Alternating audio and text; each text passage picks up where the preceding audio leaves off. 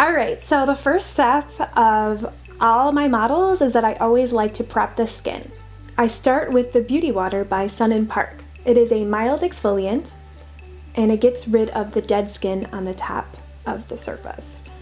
Next, I like to prep with a moisturizer. I prefer a gel moisturizer because it layers better under foundation.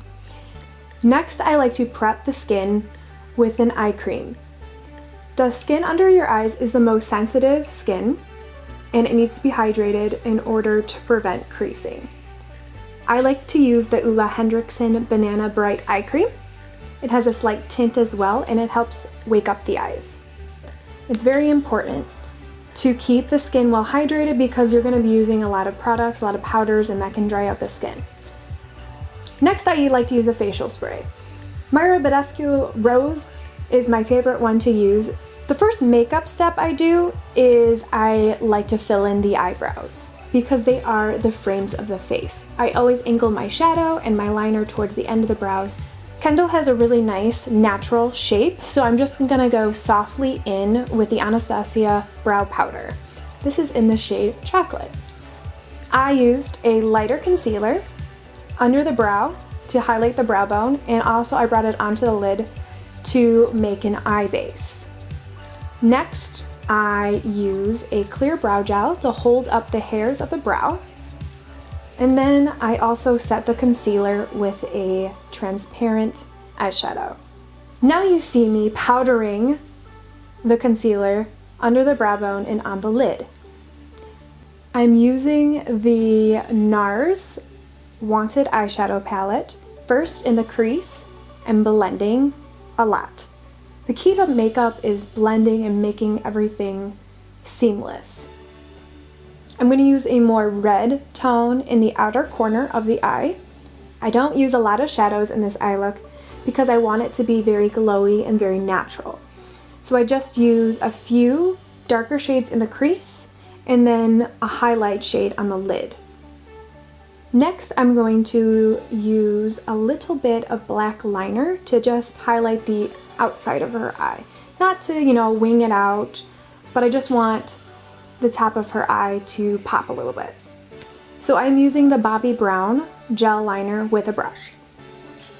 Here I'm using black mascara and curling her lashes upward, quickly going through her lashes to give them a little bit of lift and darkness to pop her eye color.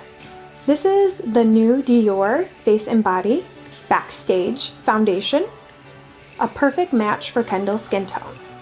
I am going to be using a beauty blender and bouncing it around her face. Once I'm sure that everything is well blended, and I always bring it down the neck a little bit too, because with models, they're usually getting their photo taken from shoulders up. Here you see me using the Fenty Espresso Matchstick as a contour. I like to warm it up on the back of my hand and then use a brush on the outer parts of the face. Here I'm not changing the face shape that she naturally has, but rather adding dimension back into the face after I put foundation on. Here you see me using a concealer that is a little bit lighter than her skin tone, about 1 to 2 shades. We're going to use that in the center of the face in an upside down triangle shape under her eyes. This gives the illusion of 8 hours of sleep, and it also brings brightness to the center of the face.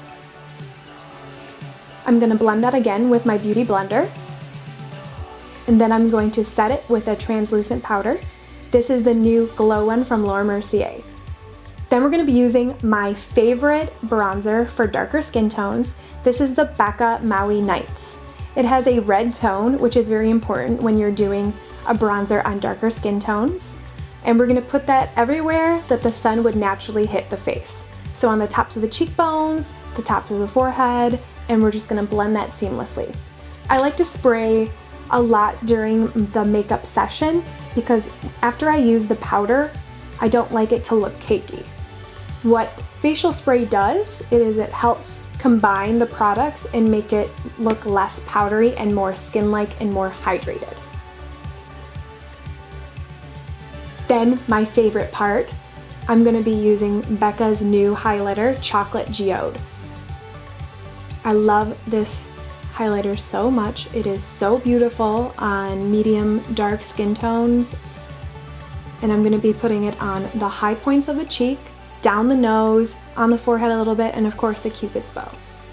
Here you see me using the Pat McGrath Flash 3 lipstick, one of my new favorites. The last thing I like to do on the face is blush, because I like to see how the eyes and the lips balance each other out. So I will look and see how it balances, and then I will apply the perfect amount of blush. I'm going to be using Glossier today, another new favorite of mine. It is a liquid blush. Again, it is seamless, it is beautiful, and this tone is absolutely gorgeous on dark skin tones. Love, love, love. To finish the look and make sure it's set, I'm gonna go in again with my facial spray to make her look extra hydrated. And now she's ready for her photo shoot, or the runway, or going to the grocery store. Thank you so much for watching my first makeup tutorial.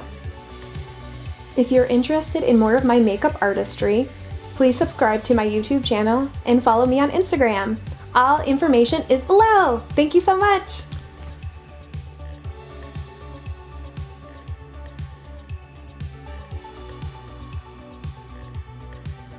Other.